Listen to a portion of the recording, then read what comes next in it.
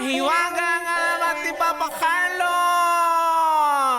Ano ang alamat ng pastol? Noong unang panahon, Papa Jepoy, sa di kalayuang lugar, merong isang pastol na nagngangalang Lando. Si Lando ay kilala sa kanyang kabaitan, pagtulong sa lahat ng mga nilalang, maging sa tao man o hayop. Isang araw habang nagpapastol ng kanyang mga tupa, nakita niya ang isang aso na payat at halatang nagugutom. Naawa si Lando sa aso, kaya't binigyan niya ito ng pagkain. At sa sobrang awa niya, kumbaga, kinupkup niya itong aso. Lumipas sa mga araw, ang aso ay naging matalik na kaibigan ni Lando. Lagi itong sumusunod sa kanya saan man siya magpunta. Ngunit sa kabila ng lahat ng kabutihan ni Lando, may mga oras na ang aso ay bigla na lamang nagiging marahas, Papa Jepoy. Diwata daw yung aso, sabi ni Martin. Wala. Makinig ka muna. Huwag mo sirain yung... Pastol. Oh, huwag mo sirain yung storya. So, Papa Jepoy, sa kabila ng kanyang pagkupkup, pagpapakain doon sa aso, may mga times daw na yung aso ay nagiging marahas ba? So in short, nirescue niya lang yung aso. Nirescue lang niya. Oh. Ngayon, itong asong nirescue niya, Pinakain, binihisan. Kumbaga, payat na payat eh. Ngayon, tumaba na. pinakain niya. Pinakain niya. Anong pinapakain niya? Ha? Anong pinapakain niya? Dayami. Magagalit talaga yun! Ayop ka! Ginawa mong kambing yun. Kahit ako yung aso, maiinis ako. Nananahimik ako sa kalye, ni-rescue mo ako. Tapos papakainin mo ako, dayami. Ibalik mo ako sa kalye. Ayop ka! Tatali mo ako rito. Kukulong mo ako. Kasi papakain mo sa akin, dayami. Aso ako.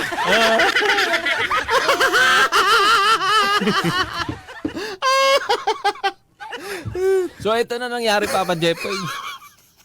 Isang gabi, habang si Lando ay natutulog, ginulat siya ng aso sa pamamagitan ng pagkagat sa kanyang kamay.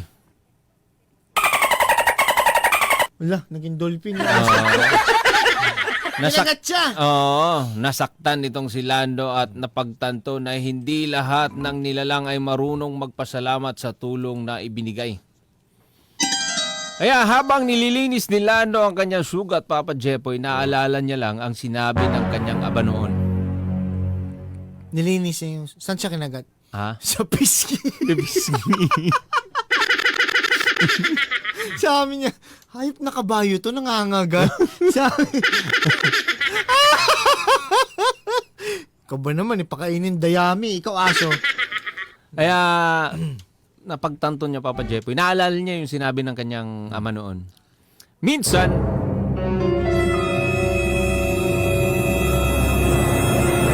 Anong sabi ng ama niya?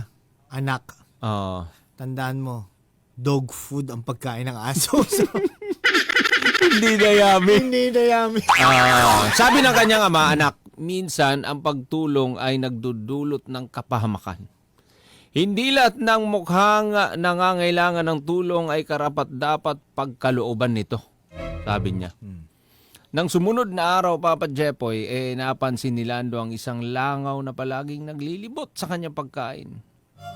Kahit gaano pa ito kalinis at kagara sa kabila ng magandang tahanan na inialok ni Lando sa kanyang mga alaga, napansin niya na ang langaw ay laging bumabalik sa basura. Dito niya naintindihan na ang likas na ugali ng isang nilalang ay hindi basta-basta mababago ng karangyaan o kabutihan.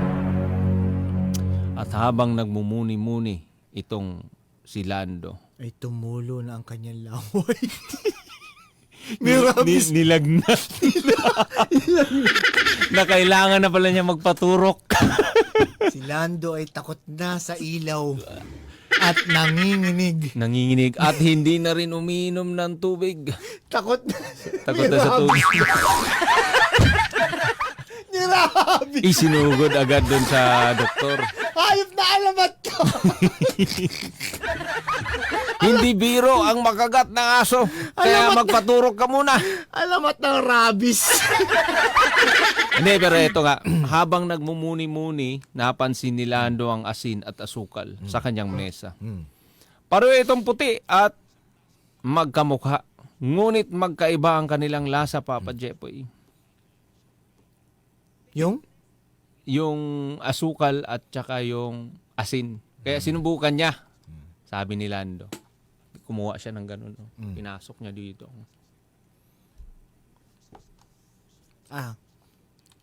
Tinikman niya. Tinikman niya, Papa Jeb. Pinasok niya dito sa bibig. Tinamaan siya. Naman, ano. Lumilipad na naman ang isip ko. Tulala. Isang araw. Betchin. Bumula yung bibig. Hindi wala asukal. Hindi rin asin. Betchin. Betchin niya. Kinanan. Hindi, ang point ni Papa Carlo, huwag basta magtiwala dahil ang asin ay mukhang asukal. Kamukha ng betchin. Hindi, ito. Etong puti at magkamukha pala sila, Papa Jepoy. Magkamukha yung itsura ng asin at saka asukal. Huwag Pero mong isipin. Magkaiba yan. Huwag mong isipin lahat ng asukal matamis. matamis. Yun. Magkaiba yung lasa. Kaya naisip nila na hindi dapat magtiwala sa lahat ng nakikita. Dahil ang panlabas na anyo ay maaaring mapanlin lang. Kaya nagpatuloy ang buhay ni Lando na may bagong kaalaman. At ipinokus niya ang kanyang sarili, Papa Jepoy, sa mga bagay na mayroon siya. Sa halip na malungkot sa mga nawala, ginamit niya ang kanyang mga karanasan bilang gabay sa hinaharap at hindi bilang pabigat sa kanyang pag-usad.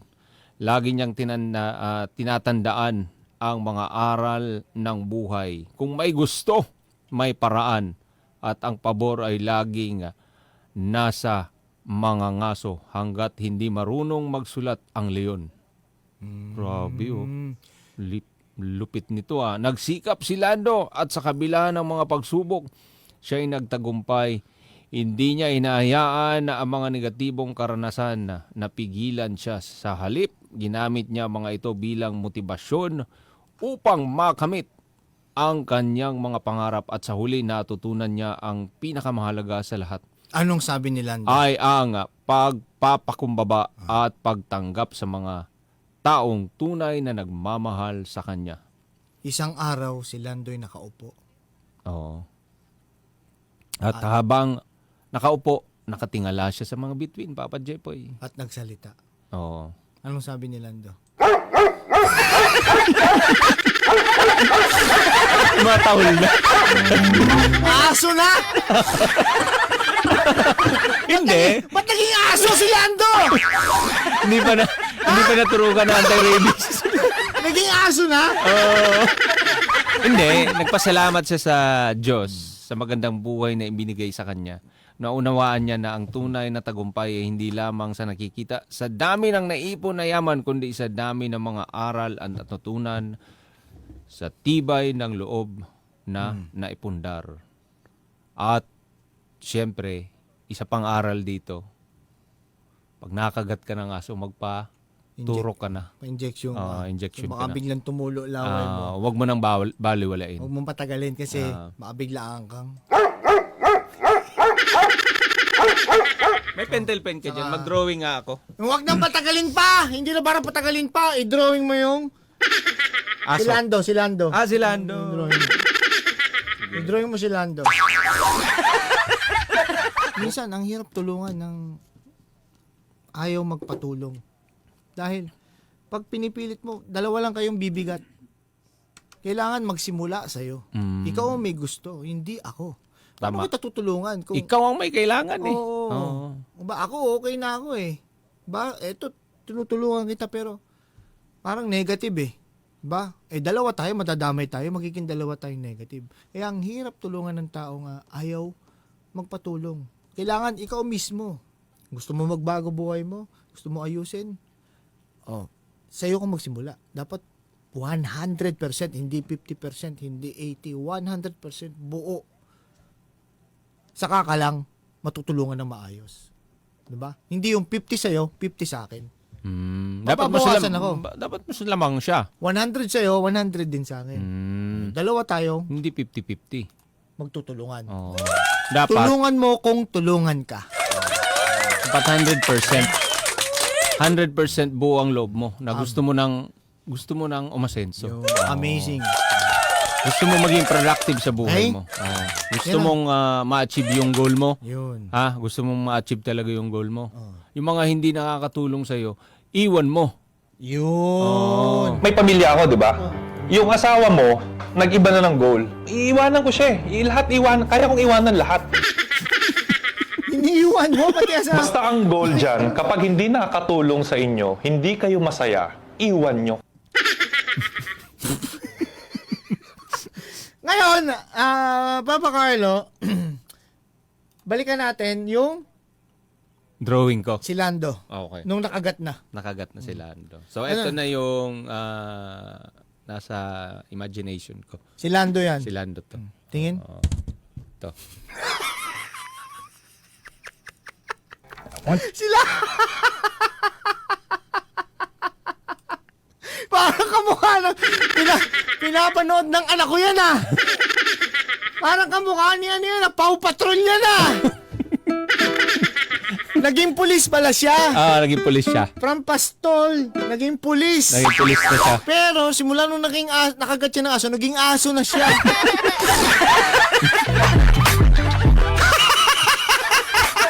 Si Chase yan Sa Paw Patrol yan